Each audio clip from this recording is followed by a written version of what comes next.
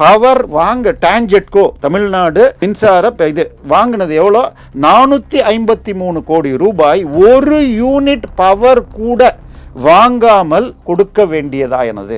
வட சென்னை மின்சாரத்தை அந்த பவர் ஸ்டேஷனில் மாத்திரம் 2.27 லட்சம் டன்கள் காணவில்லை. ஒரு டன்னுன்னா 1000 கிலோ. அப்போ 2 கோடி கிலோ காணும் அப்படின்னு சொன்னார்.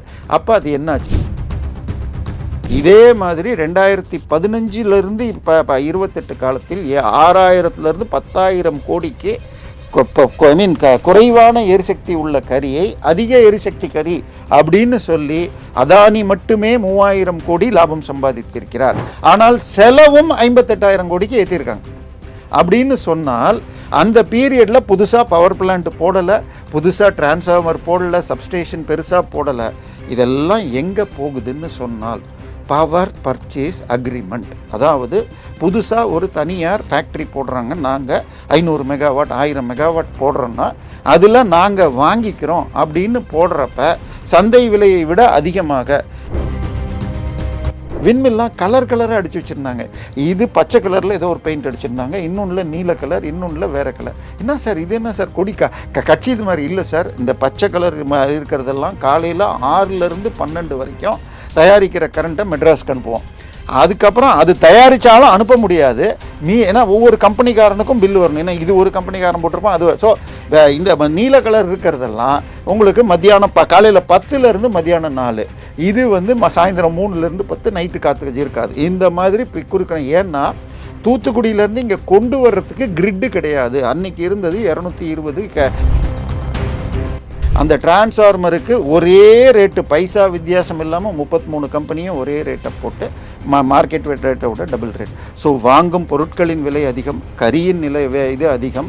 அதுக்கு அடுத்தது உங்களுக்கு பவர் பர்ச்சேஸ் அக்ரிமெண்ட். இப்படி ஒன்னொன்னிலும் ஊழல் நடந்திருக்கு. ஆனால் நமக்கு 53 ரூபாய் பார்ட்டி ஃபண்ட் முதல் கடைசி பியூன் பில்லை கொண்டாந்து செக்கை கொடுக்குற வரைக்கும் 53 ரூபா செலவாகுது. நாங்கள் 47 ரூபா தான் ப்ராஜெக்டே பண்ணுறோம். அப்படி பண்ணால் இடிஞ்சு தான் உழுகும். ஸோ இப்போ இந்த மாதிரி சின்ன டெக்னிக்கல் பாயிண்ட்டை கொண்டு போய் வச்சுருந்தா இந்த 450 கோடி 53 கோடியை வேஸ்ட் பண்ணியிருக்க வேணாம். ஆனால் திமுக ஆட்சி வந்த பிறகு ஒரு லெட்டர் டயத்தில் கொடுக்கலங்கிற ஒரு சின்ன காரணத்தை வைத்துக்கொண்டு 453 கோடி ஒரு கம்பெனிக்கு, இது மாதிரி ஏதோ 2-3 கம்பெனி இருக்குங்கிறாங்க. நான் உங்களுக்கு அடுத்த முறை வேணால் செக் பண்ணி சொல்கிறேன்.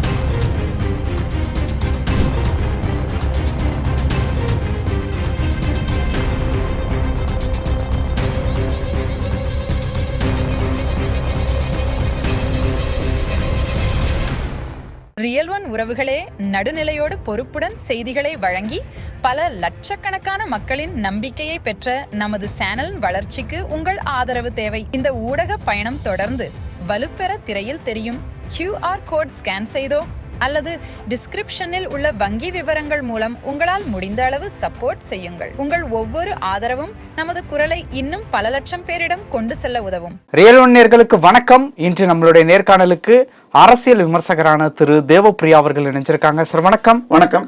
வெள்ளை அறிக்கை கடந்த சில தினங்களுக்கு முன்னாடி நிதியமைச்சர் மரிய வில்சன் வெளியிட்டிருந்தாரு. ஓவரால எல்லா டிபார்ட்மெண்ட்டுக்கும் உண்டான ஒரு வெள்ளை அறிக்கை அப்படிங்கிற மாதிரி சொன்னாங்க. தற்பொழுது மின்சாரத்துறைக்கு மட்டுமான வெள்ளை அறிக்கையை சிடி நிர்மல்குமார் தற்பொழுது வெளியிட்டிருக்காரு. இந்த வெள்ளை அறிக்கையை பொறுத்த வரைக்கும் மொத்த காலி இடங்கள் எத்தனை இடங்கள் நிரப்ப வேண்டும், எவ்வளவு கடன் இருக்கு, கடந்த ஆட்சியில் என்ன பண்ணியிருக்காங்க, இந்த மாதிரியான விவரங்கள் குறிப்பிட்டிருக்காங்க. இதன் மூலம் அவங்க சொல்ல வருவது என்ன? ஏதாவது ஊழலை சுட்டி காட்டுறாங்களா? கடந்த முறை மின்சாரத்துறை அமைச்சராக இருந்த செந்தில் பாலாஜி அவர்களை எதுவும் குறிப்பிட்டு பேசுறாங்களா?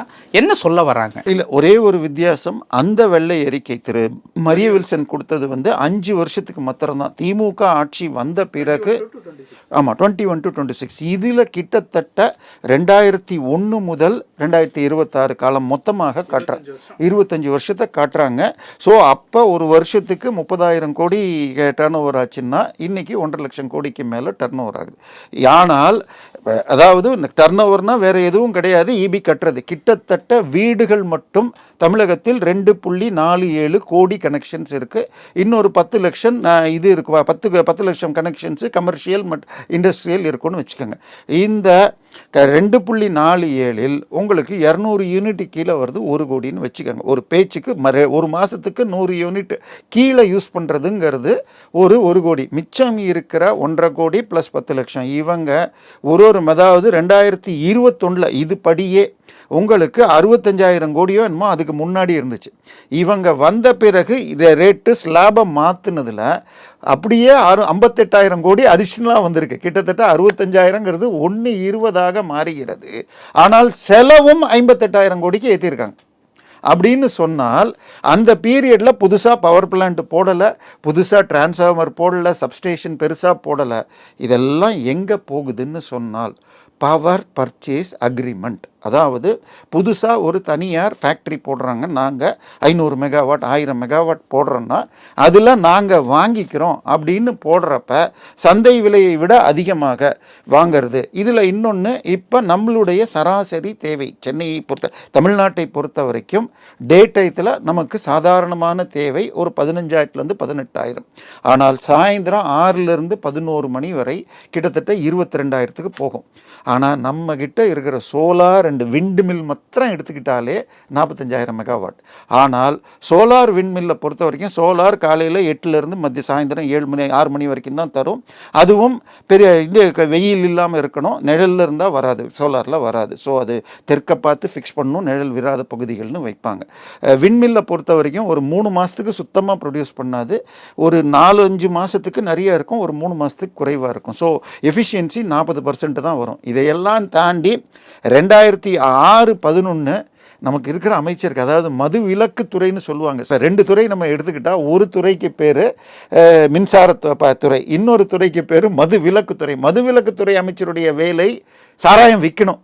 ஸோ மது விற்பனை துறைன்னு போடாமல் இங்கே மின்சாரத்துறை அமைச்சர் ப்ரொடியூஸ் பண்ணி விற்று அதை லாபத்தில் காட்டணும். அந்த 2006-11 காலகட்டத்தில் இருந்த ஆற்காடு வீராசாமி அவர்கள் புதுசாக பவர் பிளான்ட் எதையுமே பிளான் பண்ணாமல் அவர் போகிறப்ப சென்னைக்கு 6 மணி நேரம் பவர் கட்டு, சென்னைக்கு வெளியில் 6 மணி நேரம் தான் கரண்ட்டே இருந்தது. ஆட்சி போகிறதுக்கு ஒரு காரணமாக இருந்தது. ஆனால் அதன் பிறகு அதில் இன்னொரு சிக்கல், அந்த 2013-14 வாக்கில் நான் தூத்துக்குடியில் ஒரு வங்கிக்காக இது விண்மில்ல போய் பார்க்க போனால் விண்மில்லாம் கலராக அடித்து வச்சுருந்தாங்க. இது பச்சை கலரில் ஏதோ ஒரு பெயிண்ட் அடிச்சிருந்தாங்க, இன்னொன்றில் நீல கலர், இன்னொன்றில் வேறு கலர். என்ன சார் இது, என்ன சார் கொடிக்கா கட்சி இது மாதிரி இல்லை சார். இந்த பச்சை கலர் இருக்கிறதெல்லாம் காலையில் 6லேருந்து 12 வரைக்கும் தயாரிக்கிற கரண்ட்டை மெட்ராஸ்க்கு அனுப்புவோம். அதுக்கப்புறம் அது தயாரித்தாலும் அனுப்ப முடியாது. ஏன்னா ஒவ்வொரு கம்பெனிக்காரனுக்கும் பில்லு வரணும். ஏன்னா இது ஒரு கம்பெனிக்காரன் போட்டிருப்பான் அது. ஸோ இந்த நீல கலர் இருக்கிறதெல்லாம் உங்களுக்கு மத்தியானம் காலையில் 10லேருந்து மத்தியானம் 4, இது சாயந்தரம் 3லேருந்து 10 நைட்டு காற்று இருக்காது. இந்த மாதிரி குறுக்கணும். ஏன்னா தூத்துக்குடியிலேருந்து இங்கே கொண்டு வர்றதுக்கு கிரிட்டு கிடையாது. அன்றைக்கி இருந்தது 220 கிலோவாட் கிரிட்டு, இப்போ 880ன்னு போட்டாங்க. மோடி அவர்கள் 2014க்கு வந்த பிறகு உங்களுக்கு நேஷ்னல் பவர் கிரிட்டுன்னு வச்சுக்கிட்டு உங்களுக்கு கரண்ட் இல்லைன்னா வெளியிலேருந்து வாங்குகிற வசதிகள் பண்ணி இப்போ இந்தியா முழுக்க பெரும்பாலும் பவர் கட் கண்ட்ரோல் பண்ணப்பட்டுடுச்சு. ஸோ இப்போ இந்த நைட்டில் மாத்திரம் வாங்கிறதுன்னு எடுத்துக்கிட்டிங்கன்னா, இப்போ சாதாரண நேரத்தில் இப்போ இன்றைக்கி சோலாரில் வாங்கினா 3 ரூபா, இதில் விண்மில்ல வாங்கினா 7 ரூபா, கரியில் வாங்கினா 4 ரூபா. நமக்கு சராசரி விலை 6 ரூபா. நான் சொல்கிறது 400 யூனிட்டுக்கு மேலே போகிறோங்க, ஃப்ரீ எல்லாம் விட்டுருங்க. சராசரியாக 500 யூனிட் நீங்கள் யூஸ் பண்ணிங்கன்னா 6 ரூபா. இப்போ கரியில் வாங்குகிற ரேட்டுக்கு கிட்டத்தட்ட கட்டுப்படியாகும். ஆனால் உங்களுக்கு இந்த சாயந்தர நேரத்தில் ஸ்பாட் மார்க்கெட்னு, இப்போ இன்றைக்கி நீங்கள் தக்காளி 5 லாரி வந்தால் கிலோ 20 ரூபா, 10 லாரி வந்தால் கிலோ 10 ரூபா, 12 லாரி வந்தால் 5 ரூபாயாயிடும். அதுக்கு மேலே வந்தால் கொட்டிடுவாங்க, கட்டுப்படி ஆகாதுன்னு. ஸோ கம்மியாக இருக்க டிமாண்டு ஜாஸ்தியாச்சுன்னா 5 தான் இருந்ததுன்னா ரேட் அதிகமாக இருக்கும். சாயந்தரம் அந்த 6லேருந்து 12 எல்லா ஸ்டேட்லேயும் கொடுத்தாகணும். எல்லா வீடுகளும் லைட்டு போடுவாங்க, வீட்டில் ஏசியை போடுவாங்க, ஃபேன் ஓடும். எல்லோரும் வீட்டு படிக்க போனவங்க, வேலைக்கு போனவங்க வர்ற நேரம். ஸோ அதனால இந்த டயத்தில் 20 ரூபா வரைக்கும் வாங்கினாங்க. அதாவது மற்ற நேரத்தில் அதே கம்பெனி உங்களுக்கு சப்ளை பண்ண இதே ஒயரு இதே இதில் கொடுத்தா 7 ரூபா, அந்த பீக் ஹவரில் டிமாண்ட் இருக்குன்னு காட்டி எல்லாரும் வாங்கினது, மற்ற ஸ்டேட்டெல்லாம் வாங்கினதுக்கப்புறம் இல்லைன்னு ஒரு டிமாண்ட், ஒரு ஆர்டிஃபிஷியல் டிமாண்ட் காட்டி 20 ரூபாய் வரைக்கும் வாங்கினார்கள்னு முதல் வருஷத்துலேயே திரு ராம்தாஸ், பெரியவர் மருத்துவர் ராம்தாஸ் அப்பயே சுட்டி காட்டினார். கிட்டத்தட்ட தூத்துக்குடியில் உள்ள ஒரு இது கம்பெனிகிட்டேருந்து வாங்கினாங்க. இது மாதிரி பல கம்பெனிகள்கிட்டருந்து வாங்குவாங்க. இதுக்கு அடுத்தது கரண்ட் எப்படி தயாரிக்கிறாங்க? கரியை எரிக்கிறதுக்கு. ஸோ கரி வாங்குவதில் மட்டும், அதாவது இந்தியாவில் இருக்கிற கரியில் உங்களுக்கு புகை அதிகமாக இருக்கும். ஸோ வெளிநாட்டிலிருந்து அனல்மிகு நிலக்கரின்னு வாங்கிட்டு அது பாதி இது பாதின்னு மிக்ஸ் பண்ணணும். செந்தில் பாலாஜி வந்தவுடனே இவர் வெள்ளை எரிக்கிற மாதிரி அவர் ஒரு அறிக்கையை விட்டார். இதில் இருக்கிற நம்ம அதுக்கு பேர் என்ன சொல்கிறது, சென்னை மின்சாரத்தை அந்த பவர் ஸ்டேஷனில் மாத்திரம் 2.27 லட்சம் டன்கள் காணவில்லை. ஒரு டன்னுன்னா 1000 கிலோ, அப்போ 2 கோடி கிலோ காணும் அப்படின்னு சொன்னார். அப்போ அது என்னன்னா இப்போ இந்த இந்திய கரியை போட்டிங்கன்னா 10 கிலோ போட்டால் இது ஒரு யூனிட் வரும்னா இதை மிக்ஸ் பண்ணி போட்டால் 7 கிலோவில் வரும். ஆனால் அங்கேருந்து வாங்கினதும் புகை அதிகம், கம்மியாங்கிற மாதிரி. அதாவது 2010 காலகட்டத்திலேயே இது கோலண்ட் ஆயில் குரூப் என்று சொல்லப்படுகிற துபாய் கம்பெனிலேருந்து வாங்கினப்ப இது இப்போ எரிசக்தி கம்மியானதை எரிசக்தி அதிகம்னு சொல்லி 458 கோடி ஊழல்னு டிவிஎஸ்சி வழக்கு போட்டதில் கைதாகி 2 வருஷம் இருந்தார். பட் இப்போ அதை நிரூபிக்கலைன்னு வழக்கு மூடிடுச்சு. இதே மாதிரி 2015 இப்போ 28 காலத்தில் 6000 10,000 கோடிக்கு குறைவான எரிசக்தி உள்ள கரியை அதிக எரிசக்தி கரி அப்படின்னு சொல்லி அதானி மட்டுமே 3000 கோடி லாபம் சம்பாதித்திருக்கிறார்.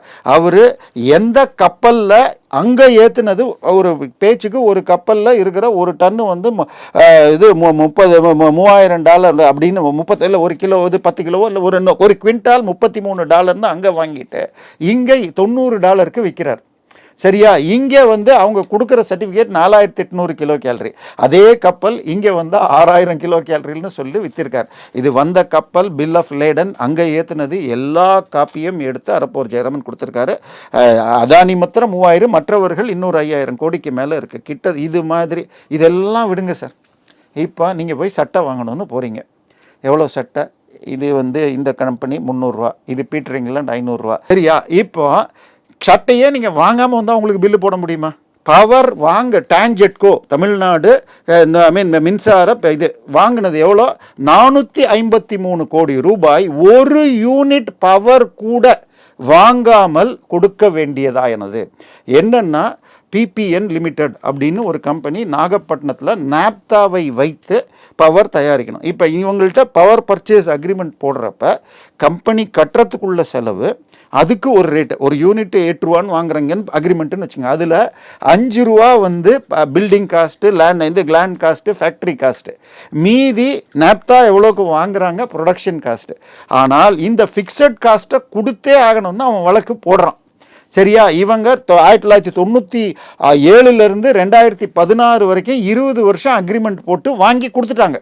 2017 முடிஞ்ச பிறகு லெட்டர் கொடுக்கல, கேன்சல் முடிஞ்சு போச்சு, ரெனியூ பண்ணலன்னு லெட்டர் கொடுக்கலன்னு அவங்க 853 கேட்டதில் 453 கொடுத்துருக்காங்க. இன்னொரு 300 கொடுத்தாங்களான்னு தெரியாது. இதில் எஸ்சிஆர்சின்னு ஒன்று இருக்குது, ஸ்டேட் எனர்ஜி ரெகுலேட்டரி கம்பெனின்னு. அதற்கு முன்னால் இருந்த ஒரு ஓய்வு பெற்ற ஐஏஎஸ் அதிகாரி மாறி திமுக ஆட்சியில் வந்தவர் இந்த வழக்கை இது அப்பல்லோ இது குரூப்புக்கு, மருத்துவமனை குரூப்புக்கு சொந்தமானது. ஸோ இப்போ சின்ன உதாரணம் சொல்லிடுறேங்க. தமிழ்நாட்டில் யாருங்க அதானி? Sun TV group. இப்போ அவங்க ஒரு கிரிக்கெட் கிரிக்கெட் இது நடத்துகிறாங்கல்ல, சன்ரைசர்ஸ் ஹைதராபாத். இன்றைக்கி தான் அதுக்கு பேர் சன்ரைசர்ஸ். அதுக்கு முன்னாடி டெக்கன் சார்ஜர்ஸ்னு இருந்துச்சு. அதை நடத்திட்டு இருந்தது டெக்கன் கிரானிக்கல் பத்திரிகை. அவங்க வருடம் கட்டுற ஃபீஸை ஒழுங்காக கட்டலன்னு சொல்லிட்டு டெர்மினேட் பண்ணிட்டாங்க. அவங்க அதை எதிர்த்து வழக்கு போட்டப்போ ஹைகோர்ட்டில் அவங்களுக்கு 7000 கோடி கொடுக்கணும்னு சொல்லிச்சு, டயத்தில் நீங்கள் லெட்டர் கொடுக்கலன்னு. ஆனால் உச்சநீதிமன்றத்துக்கு இவங்க போய் கிரிக்கெட் போர்டு போய் அவங்க பணம் கட்டல, அதனால தான் போச்சு அப்படின்னு சொல்லி அந்த 7000 கோடி கோடி கிடையாதுன்னு ஆச்சு. இப்போ சமீபத்தில் ஒரு கிரிக்கெட் டீமை 12,000 கோடிக்கு விற்றுருக்காங்க. அப்போ நீங்கள் சன்ரைசர்ஸுடைய மதிப்பு என்னன்னு நீங்களே பார்த்துக்கோங்க. ஸோ இப்போ இந்த மாதிரி சின்ன டெக்னிக்கல் பாயிண்ட்டை கொண்டு போய் வச்சுருந்தா இந்த 450 கோடி 53 கோடியை வேஸ்ட் பண்ணியிருக்க வேணாம். ஆனால் திமுக ஆட்சி வந்த பிறகு ஒரு லெட்டர் டயத்தில் கொடுக்கலங்கிற ஒரு சின்ன காரணத்தை வைத்துக்கொண்டு 453 கோடி ஒரு கம்பெனிக்கு, இது மாதிரி ஏதோ 2-3 கம்பெனி இருக்குங்கிறாங்க. நான் உங்களுக்கு அடுத்த முறை வேணால் செக் பண்ணி சொல்கிறேன். ஸோ இந்த பவர் பர்ச்சேஸ் அக்ரிமெண்ட் ஒன்று வாங்கிறது, இது நிலக்கரி வாங்கிறது, ரெண்டாவது உற்பத்தியாகும் கரண்ட்டை வாங்கும் ரேட்டு, மூணாவது உங்களுக்கு இது அதுக்கு பேர் என்ன சொல்கிறது, பொருட்கள் டிரான்ஸ்ஃபார்மர் இது மாதிரி வாங்க. டிரான்ஸ்ஃபார்மரில் 7 லட்ச ரூபா, டிரான்ஸ்ஃபார்மர்னா 13 லட்ச ரூபாய்க்கு வாங்கியிருக்காங்கன்னு ஏற்கனவே சொல்லியிருக்காங்க. இதில் முந்தைய ஆட்சியில் காசின்னு ஒருத்தர் ஃபினான்ஸ் கண்ட்ரோலராக இருந்தார். அவர் சஸ்பெண்ட் ஆகி இருந்தார், ஏதோ ஒரு சில சிக்கலில் இருந்தார். அவரை மீண்டும் சஸ்பெண்ட் பீரியட் முடிஞ்சு உள்ளே வச்சுட்டு போன ஆட்சியில் அவர் செந்தில் பாலாஜி வீட்டில் தான் பார்க்க முடியும். நீங்கள் இபி ஆஃபீஸில் போய் சார் மிஸ்டர் காசியை சார் அவர் அங்கே மினிஸ்டர் வீட்டில் இருப்பார்னு அங்கேருந்தே ஆப்ரேட் பண்ணிக்கிட்டு எல்லா கம்பெனியும் கூப்பிட்டுக்கிட்டு அந்த டிரான்ஸ்ஃபார்மருக்கு ஒரே ரேட்டு, பைசா வித்தியாசம் இல்லாமல் 33 கம்பெனியும் ஒரே ரேட்டை போட்டு மார்க்கெட் ரேட்டை விட டபுள் ரேட். ஸோ வாங்கும் பொருட்களின் விலை அதிகம், கரியின் நிலை இது அதிகம். அதுக்கு அடுத்தது உங்களுக்கு பவர் பர்ச்சேஸ் அக்ரிமெண்ட், இப்படி ஒன்னொன்னிலும் ஊழல் நடந்திருக்கு. ஆனால் எனக்கு 2021 எனக்கு சராசரியாக 750 ரூபா ஆகும் டபுள் பெட்ரூமுக்கு. அது 1400 ஆச்சு முதல் வருஷமே. கிட்டத்தட்ட இன்னைக்கு இவர் நிர்மல்குமார் கொடுத்துருக்கிற வெள்ளை அறிக்கை 65,000 கோடி வாங்கினது முதல் வருஷமே அதுக்கு டபுள் ஆச்சு கிட்டத்தட்ட அப்படின்னு இருக்கார். அது நானே பார்த்தேன். அதுக்கப்புறம் இப்போ 2,750 ரூபா வருது. தற்போது விஜய் அவர்கள் கொண்டு வந்திருக்கிற ஸ்லாபில் இன்னும் ஏறும் அப்படின்னு இருக்காங்க. இன்னும் அந்த அடுத்த இது வந்தால் தான் தெரியும். ஸோ என்ன பண்ணுறாங்க, இந்த இலவசங்களை கொடுத்து அதை ஒரு பக்கம் 33,000 கோடி வருஷத்துக்கு ஈபிக்கு நஷ்டம்னு கொடுக்கணும் விவசாயிகளுக்கு. இந்த 100 யூனிட் 200 யூனிட் ஏற்கனவே நமக்கு 75,000 கோடி கடன் இருக்கிறப்ப இது நடந்துட்டுருக்கு. ஸோ வருடம் என்ன பண்ணுவாங்கன்னு சொன்னால், நாங்கள் இதை ஏற்றிட்டோம், நிறையா வரும், இனிமேல் கடன் கழியும். பட் இதுக்கு 2.47 லட்சம் கோடி கடன் இருக்குது. அதில் 86,000 கோடி 5 வருஷத்தில் வாங்கினதான். 2001 வெறும் 10,000 கோடி இருந்தது, இன்றைக்கி இந்த கடந்த 25 வருஷத்தில். ஆனால் அதில் 3 ஒரு பங்கு 5 வருஷத்துக்குள்ளே வாங்கியிருக்காங்க.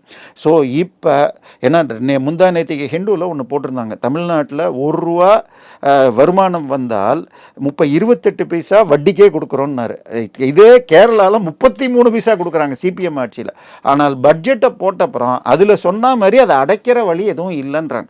இந்த அறிக்கையில் நிர்மல்குமாருடைய அறிக்கைப்படியாக இதில் என்ன காரணம், இதற்கு என்ன தீர்வு, இதை எப்படி அடைக்க போகிறோன்னு சொல்லியிருக்கார். அதை முழுமையாக நிறைவேற்றினால் ஓவர் நெக்ஸ்ட் 2-3 இயர்ஸ் இது பெரும்பாலும் கண்ட்ரோல் ஆகும். ஒரு சின்ன விளக்கம் சொல்லிட்டு முடிச்சிடுறேன். டிஎன்இபியில் கான்ட்ராக்ட் எடுத்து வேலை செஞ்சால், உதாரணமாக விண்மில்லோ சோலார் போடணும்னா 1 மெகாவாட்டுக்கு 25 லட்சம் கொடுத்தாதான் பார்ட்டி ஃபண்டுன்னு செந்தில் பாலாஜி பண்ணிட்டு இருந்தார். அதன் பிறகு அந்த இன்ஸ்டாலேஷன் கான்ட்ராக்டர் என்னுடைய நண்பர் ஒருத்தட்ட சொன்னது, 100 ரூபாய்க்கு கான்ட்ராக்ட் எடுத்தால் 53 ரூபாய் பார்ட்டி ஃபண்டு முதல் கடைசி பியூன் பில்லை கொண்டாந்து செக்கை கொடுக்குற வரைக்கும் 53 ரூபா செலவாகுது. நாங்கள் 47 ரூபா தான் ப்ராஜெக்டே பண்ணுறோம். அப்படி பண்ணால் இடிஞ்சு தான் உழுகும். இது ஒரு பாலமே அடித்து கொண்டு போனதுன்னு பார்த்தோம் நம்ம தண்டராம்பட்டில். ஸோ இது எல்லாமே நடைபெறாமல் இருக்க இது சரியான திசை. பட் இதை ஃபாலோ பண்ணணும். இது ஒரு இதுவாக வெள்ளை அறிக்கை விடாமல் இதில் சொல்லப்பட்டுள்ள வழிகள், நான் இன்னும் முழுக்க படிக்கலை, அதில் கட்டுப்படுத்தும் வழிகளும் நாங்கள் சொல்லியிருக்கோன்னு அவர் இன்ட்ரொடக்ஷனில் சொன்னதை சரியாக செய்தால் தமிழ்நாடு விடியும். ஓகே, இப்போ இந்த ஊழல் எல்லாமே ஏதாவது சொத்து பேரில் பதிவாயிருக்கு அந்த மாதிரியான ஏதாவது விஷயங்கள் இல்லை? இந்த விஷயத்தை பொறுத்த வரைக்கும் முழுக்க இபியை பற்றி தான் வரும். பட் இதில் இந்த இப்போ நான் சொன்ன மாதிரி இந்த பவர் பர்ச்சேஸ் அக்ரிமெண்ட்டு, டிரான்ஸ்ஃபார்மர், இதிலெல்லாம் அன்றைக்கி ஒன்று தான் சொல்லியிருக்காரு, நம்ம இது அறப்போர் போட்டு ஏற்கனவே அது சிபிஐக்கு போயிடுச்சு. இதை தாண்டியும் இன்னும் பல விஷயங்கள் ஏற்கனவே அங்கே பெண்டிங் இருக்குது. இது எல்லாத்தையும் இன்றைக்கி சுட்டி காட்டி இருந்தால் இதனுடைய பின்னணியாக அதுக்கும் ஒவ்வொன்றுக்கும் வழக்கு போட்டு எஃப்ஐஆர் போட்டு டிவிஎஸ்சிக்கு அனுப்பிச்சு பண்ணி கண்டிப்பாக வழக்குகள் வரும். தங்கமணி அதற்கு முன்னால் இவர் காலம் வரை 2011 எடுத்துக்கிட்டால் கடந்த 15 வருடங்கள் தான் இந்த 2.47 லட்சம் கோடியில் கிட்டத்தட்ட 1.5 லட்சம் கோடிக்கு 2 லட்சம் கோடி இந்த 15 வருஷத்தில் தான் இருக்கும். ஸோ 2011 முதல் யார் யார் அமைச்சராக இருந்தார்களோ அது எல்லாருமே இதில் பெருசாக மாட்டுவார்கள். பட் அதை விட முக்கியம், நமக்கு இனிமேல் ரேட்டு ஏறாமல் சரியாக பண்ணணும். என்னை பொறுத்த வரைக்கும் 250 யூனிட்டுக்கு மேலே மாதம் யூஸ் பண்ணுறவங்களுக்கு அவங்க எனக்கு 100 யூனிட் வேண்டான்னு சொன்னால் ரேட்டை கம்மி பண்ணி 3 ரூபா, முதல் 400 யூனிட்டுக்கு 3 ரூபா, அதுக்கு மேலே 5 ரூபா, அதை அப்படி ஏதாவது கொண்டு வந்து சப்சிடி வேண்டாங்கிறவங்களுக்கு எல்பிஜி சிலிண்டருக்கு கிவ் அப்னு ஒன்று மோடி கொண்டு வந்தார். அந்த மாதிரி ஏதாவது ஒன்று கொண்டு வந்து பண்ணணும். 300 யூனிட்டுக்கு மேலே மாதம் யூஸ் பண்ணால் அவங்களுக்கு எந்த விதமான அதாவது உரிமை தொகையோ எதுவுமே 300 யூனிட் ஒரு மாதத்துக்கு ஒரு வீட்டில் யூஸ் பண்ணாங்கன்னா அவர்கள் மிக அதிகமாக வசதியானவர்கள்னு அர்த்தம். பல்வித கேட்ஜெட்ஸ் இருக்கணும். ஸோ அந்த மாதிரி ஏதாவது ஒரு செக் வைக்கணும். இதை வச்சுக்கிட்டு நாங்கள் உங்களுக்கு இது இல்லாமல், ஏன்னா இந்த ஆட்சி வந்த பிறகு நேற்றைக்கு தினமலர் படியாக பல மாவட்டங்களில் விவசாயிகளுக்கு இது மோட்டர் எரியுது, இதுவால் கரண்ட் சப்ஸ்டேஷன்ஸ் இல்லாததுனால, ஸோ ஃப்ளக்சுவேஷன்ஸ்னால. ஸோ ஃப்ளக்சுவேஷன் இல்லாமல் 24 மணி நேரமும் பவர் கட் இல்லாமல் கொடுக்குறோம். பட் யாரெல்லாம் சப்சிடியை விட்டு விடுறீங்களோ அது நல்லது அப்படிங்கிறதுக்கு ஏதாவது ஒரு கண்டிஷனோடு வரணும். பட் இந்த வெள்ளை அறிக்கை நல்ல ஒரு முயற்சி. இதை வரிக்கு வரி பின்பற்றணும். இன்றைக்கி ஒன்று கொடுத்துட்டு, ஏன்னா போன ஆட்சியில் இவர் பிடிஆர் ஒன்று கொடுத்துட்டு அதை எதுவும் பண்ணலை. திருப்பி 5 லட்சம் கோடி 10 லட்சம் ஆச்சு. அதான் தங்கம் தானே சொல்லிட்டு நாங்கள் போனால் வெளியில் போனால் 20 லட்சம் கோடி ஆகிடும் அப்படின்னார். ஆனால் சரி செஞ்சால் அது 10-15க்குள்ளே நிறுத்தலாம். அதே மாதிரி இதுலேயும் கண்ட்ரோல் பண்ணணும். செய்து தமிழ்நாட்டை முன்னேற்றணும். விஜய் பேச்சுக்கள் நம்பிக்கை தருகிறது. செயல் எப்படி போகுது? சொல்லுதல் யாருக்கும் எளிய, அறியவும் சொல்லிய வண்ணம் செயல். வருங்காலத்தில் தான் பார்க்கணும். பல விஷயங்கள் பேசியிருக்கும். நேரத்திற்கு நன்றி. உங்கள் பிசினஸ் இன்னும் அதிக மக்களை சென்றடைய வேண்டுமா? இன்றைய டிஜிட்டல் உலகில் சரியான ப்ரமோஷன் தான் வெற்றியின் முதல் படி. தமிழகம் முழுவதும் பல லட்சக்கணக்கான பார்வையாளர்களை தினமும் சென்றடையும் ரியல் ஒன் யூடியூப் சேனல்களில் உங்கள் பிசினஸ் இனி எல்லோரும் அறியட்டும். குறைந்த செலவில் அதிக ரீச். உங்கள் பிராண்டுக்கு நம்பிக்கையும் வளர்ச்சியும் சேர்க்க இன்றே எங்களை தொடர்பு கொள்ளுங்கள். 928 00 87 164.